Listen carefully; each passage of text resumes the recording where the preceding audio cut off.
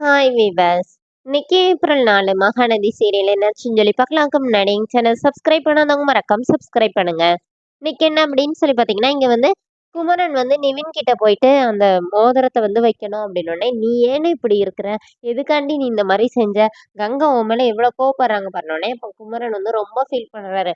"நான் ஏன் தனியா இருக்கேன்? நான் எங்கேயாச்சும் தனியா போயிறவாடா?" அப்படின்னு சொல்லிட்டு, "எனக்கு எங்கேயாவது தனியா போனா கூட பயமா இருக்கு. நான் பேசாம செத்து போயிறவா?" அப்படின்னு சொல்லி கேட்கிறாரு.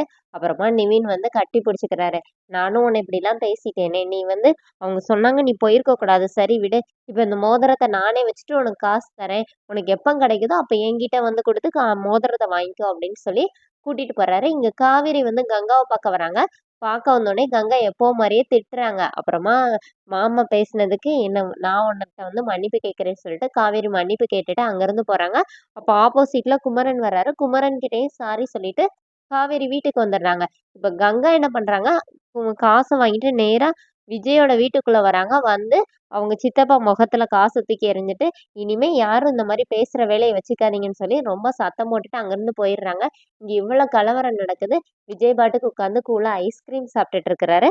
அப்புறமா கங்கா போனோனே அவங்க சித்தி, பாட்டி எல்லாம் குதிக்கிறாங்க. "அவ எப்படி இப்படி காசு தூக்கி எறிஞ்சுட்டு போலாம்? அதுவும் அவ நம்ம வீட்ல தானே வாடகைக்கு இருக்கிறா. அதுவும் இப்ப தாத்தா முன்னாடி இப்படி எரிஞ்சுட்டு போறா அப்படின்னு சொல்லிட்டு ரொம்ப இது பண்றாங்க. அப்போனே விஜய் என்ன சொல்றாருன்னா, இந்த வாட்டிலாம் நம்ம அமைதியா இருக்க போறதில்ல. அவங்கள வீட காலி பண்ண சொல்லுங்க. இனிமே அவங்க அங்க இருக்கக்கூடாதுன்னோனே, பாட்டி என்ன சொல்றாங்கன்னா, ஆமா அதுதான் சரி. ஒரு 10 நாள் டைம் குடுப்போம். அதுக்குள்ள அவங்க வீட காலி பண்ணிரணுன்னோனே, இப்ப காவேரி வந்து விஜய் கிட்ட கெஞ்சுறாங்க. "ஏங்க ப்ளீஸ்ங்க அவங்க இங்க இருக்கட்டுங்கன்னோனே." இப்ப தாத்தாவும் சொல்றாரு, "காவேரிக்காக விடுடா" அப்படின்னு சொல்லிட்டு, இப்ப விஜய் என்ன சொல்றாருன்னா, "காவேரிக்காக தானே நீங்க அவங்கள அங்க வரவும் சொன்னீங்க. அது அவங்களுக்கு தெரிஞ்சுச்சா? எப்படி பேசிட்டு போறாங்க. இனிமே அவங்க இங்க இருக்க வேண்டாம் அப்படின்னு சொல்லிட்டு விஜய் போயிடுறாரு.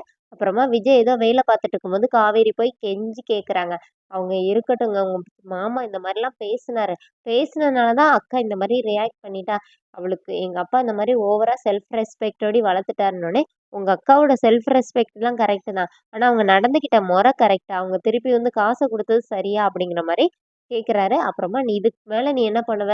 கான்ட்ராக்ட்ட வச்சு மிரட்டுவேன். இந்த வாட்டி நீ என்ன செஞ்சாலும் எதுவும் நடக்காதுன்னு சொல்லிட்டு விஜய் போயிடுறாரு. இப்ப காவேரி பாவமா போய் தாத்தா கிட்ட போய் பேசும்போது, தாத்தா என்ன சொல்றாருன்னா, "நீ ஃபீல் பண்ணாதம்மா.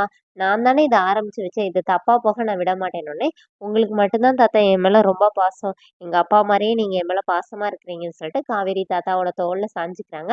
அதோட என்னோட எபிசோட் எண்ட் பண்ணியிருக்காங்க. Thank you.